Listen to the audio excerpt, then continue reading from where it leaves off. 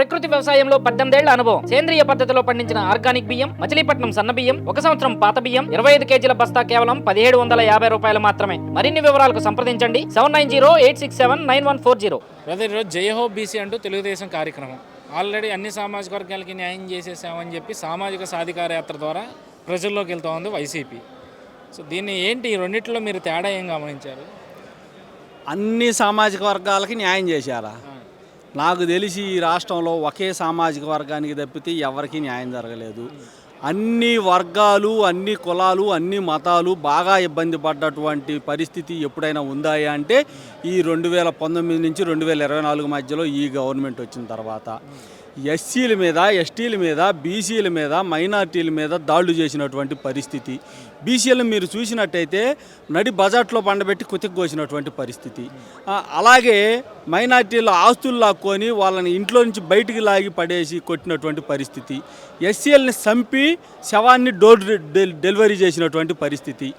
ఇంతకంటే దుర్మార్గం ఉందా? వీళ్ళు ఎక్కడండి ఎవరికి న్యాయం చేశారు, ఎవరికి సామాజిక న్యాయం చేశారు? ఇది అంతా కూడా బూటకమైనటువంటి పరిస్థితి. ఇక తెలుగుదేశం పార్టీకి విషయానికి వస్తే, తెలుగుదేశం పార్టీ పుట్టిందే బీసీల కోసం. ఈరోజు రాజకీయంగా, విద్యా, వైద్య పరంగా ఏ రంగంలోనైనా బీసీలు రాణించగలుగుతున్నారంటే అది తెలుగుదేశం పార్టీ పుట్టిన తర్వాతే. తెలుగుదేశం పార్టీ స్థాపించక ముందు 20 నుంచి 25 మంది ఎమ్మెల్యేలు ఉంటే బీసీలు, తెలుగుదేశం స్థాపించిన 83లో ఫస్ట్సారి జరిగిన ఎన్నికల్లో దాదాపు 85 నుంచి 90 మంది బీసీలు ఎమ్మెల్యేలుగా గెలిచారు. ఇంతకంటే సామాజిక న్యాయం, ఇంతకంటే బీసీలకి అండగా ఉండేటటువంటి పార్టీ, ఇంతకంటే అండగా ఉండేటటువంటి నాయకులు ఎవరైనా ఉన్నారా? ఇది బీసీల కోసం పుట్టినటువంటి పార్టీయే ఈ తెలుగుదేశం పార్టీ.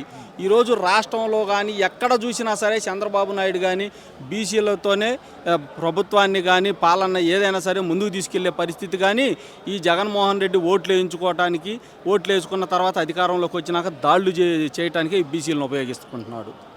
నిన్న ఒక కార్యక్రమంలో జగన్మోహన్ రెడ్డి కొన్ని వ్యాఖ్యలు చేశారు. ప్రతిపక్ష పార్టీలు అన్నీ కలిసి కుటుంబాలను చీల్చే విధంగా కుట్రలు చేస్తాయి, మీ బిడ్డ మీకోసమే పనిచేస్తూ ఉన్నాడు అంటూ కూడా ఆయన చేసిన వ్యాఖ్యలు ఎట్లా చూస్తారు? నేను ఒకటి అడుగుతాను సార్, నీ బిడ్డ అని అంటున్నారు ఆయన. వైఎస్ జగన్మోహన్ రెడ్డి అని ఇప్పుడు నేను ఒక యాదవ్, నేను నా కడుపును పుట్టినోడో లేకపోతే మా నాన్నకు పుట్టినోడో నేను రెడ్డి అని పెట్టుకుంటానా? నువ్వు వీళ్ళందరూ బిడ్డ ఎలా అవుతావు? నువ్వు రెడ్డి అని పెట్టుకుంటున్నావు, నువ్వు వీళ్ళ బిడ్డ ఎలా అవుతావు అంటే ఎవరిని అవమానిస్తున్నావు? ఇది కరెక్ట్ కాదు. కదిలితే మీ బిడ్డ అనేది మాట్లాడే పరిస్థితి అదైతే కరెక్ట్ కాదు. ఈరోజు రాష్ట్రంలో నీకు ఆ బిడ్డ అనే అర్హతకు నువ్వు దూరం. నిన్ను కన్న నీ తల్లికి ఒక బిడ్డగా న్యాయం చేయలేకపోయావు, నీ తోడబుట్టిని నీ చెల్లికి ఒక అన్నగా న్యాయం చేయలేకపోయావు, నీ బాబాయిని అడ్డంగా నరికించినటువంటి పరిస్థితి దుర్మార్గుడు నువ్వు. నీ బాబాయి కూతురు చెల్లిని ఇబ్బందులు పెడుతున్నటువంటి వాళ్ళ మీద ఎదురు కేసులు వేసి ఇబ్బందులు పెడుతున్నటువంటి పరిస్థితి. నువ్వు నీ వాళ్ళకే న్యాయం చేయలేని నువ్వు నీ బిడ్డని జనాలను నువ్వు ఎలా అనగలుగుతున్నావు? సిగ్గు శరం లేకుండా జగన్మోహన్ రెడ్డి. సో అలాగే ఇవన్నీ పక్కన పెడితే 5 ఏళ్ల పరిపాలనా కాలం పూర్తయింది. ప్రతి సంవత్సరం జాబ్ క్యాలెండర్ అన్నారు. 5 ఏళ్ళు అయిపోయింది, ఒక జాబ్ క్యాలెండర్ రాలేదు. 3000 రూపాయలు పింఛన్ పెంచుతా అన్నాడు. ఆ సభ నిన్న పెట్టి 3000 ఏ దేశంలో ఏ ప్రభుత్వం ఇవ్వనంతగా వైఎస్ఆర్సీపీ ప్రభుత్వం ఇస్తుందని చెప్పి ఆయన చేసిన వ్యాఖ్యలు అట్లా. ఇప్పుడు అధికారంలోకి రావడానికి ఆ రోజు ప్రతి యూనివర్సిటీలో, ప్రతి కాలేజీలో ఈయన పెట్టినటువంటి సభలో ఈయన చేసినటువంటి రచ్చ మామూలుగా కాదు. ఈరోజు గంజాయికి వ్యసనాలకు బానిసలను చేసిండు యువతని. ఇంకోటి ఏంటంటే ఈ గంజాయిని ఆయనకు అడ్డం తిరిగినోడు కానీ ఆయన మాట విన్నోడికి కూడా వాడింట్లో తీసిపోయి ఈళ్ళే వేసి కేసులు పెట్టేటటువంటి పరిస్థితి. ఈరోజు నువ్వు ప్రతి జనవరిలో నోటిఫికేషన్ అన్నావు, ఎక్కడ కూడా ఒక ఉద్యోగం ఇచ్చిన పరిస్థితి లేదు.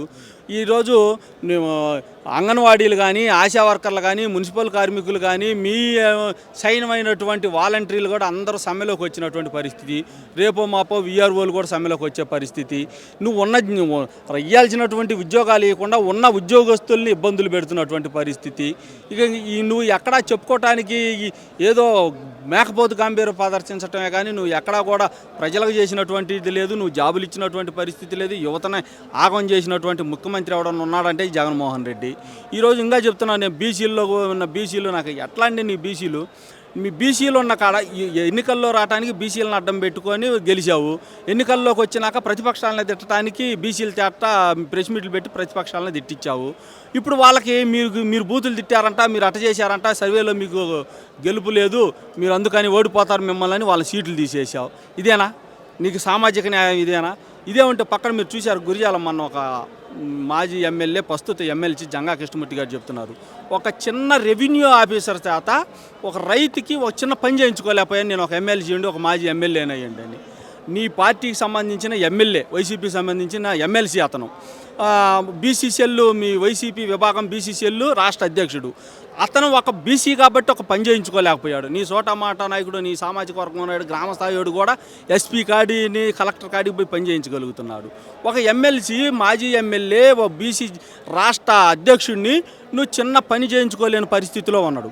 అదే అక్కడ ఉన్నటువంటి ఎర్రపతినేని శ్రీనివాసరావు గారు ఈ బీసీలు 4 సార్లు ఆయన మీద పోటీ చేశారు. జంగా కృష్ణమూర్తి గారు 3 సార్లు చేశారు, ఆల వెంకటేశ్వరరావు గారు 2 సార్లు చేశారు. ఏ రోజు కూడా ఈ బీసీల జోలి పోలేదు ఆయన. ఇంకా బీసీలను సపోర్ట్ చేశారు. ఎంపీపీలుగా, జెడ్పీటీసీలుగా, ఎంపీటీసీలుగా, సర్పంచులుగా ఎన్నో రకాల పదవులు రావడానికి ఆయన సహకరించారు.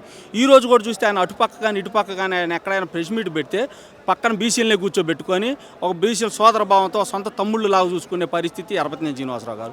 నువ్వు అధికారంలోకి వచ్చాక బీసీకి ఉన్నటువంటి సీటుని తీసేసి నీ రెడ్డిని తీసుకొచ్చి గెలిపించి ఆ బీసీని అవమానించి అక్కడ బీసీలపై ఎన్ని దాడులు చేశారండి, ఎంతమంది బీసీలని చంపారండి, ఎంతమంది బీసీలపై తప్పుడు కేసులు పెట్టారండి ఈ గురిజాల నియోజకవర్గంలో. ఇలాంటివన్నీ మాట్లాడితే మళ్ళీ కేసులు పెడతారు మా అలాంటి వాళ్ళ మీద, మాట్లాడిన వాళ్ళ మీద. ఈరోజు నువ్వు జంగా కృష్ణమూర్తికి జరుగుతున్నటువంటి అన్యాయం గురించి నువ్వు అది సమస్య పరిష్కరించి నువ్వు తర్వాత చెప్పు. నీ రెడ్డికి అక్కడ సీట్ ఇచ్చుకొని ఆల్రెడీ అతనే సిట్టింగ్ ఎమ్మెల్యే, అంతకుముందు 2 సార్లు చేసినోడు, నీ కోసం ఆయన పాదయాత్ర చేసినోడు. ఇది నువ్వు ఇచ్చినటువంటి నీ సామాజిక వర్గానికి చెందిన నీ మహేష్ రెడ్డి నీ కోసం ఈయన పాదయాత్ర చేసేటప్పుడు వాళ్ళ నాన్న మంత్రిగా ఉంటే కాంగ్రెస్లో ఉండి అధికారాన్ని అనుభవిస్తాడు. నీ అధికారం అనుభవించాన్ని తీసుకొచ్చి బీసీని మా బీసీ కాబట్టి నువ్వు ఆయన పక్కన పెట్టి ఈయనకు సీట్ ఇచ్చి ఈయన చిన్న పని చేయించుకోలేని పరిస్థితికి తెచ్చావంటే ఇక ఇంతకంటే మమ్మల్ని అవమానించడం మరి ఏదైనా ఉంటుందా?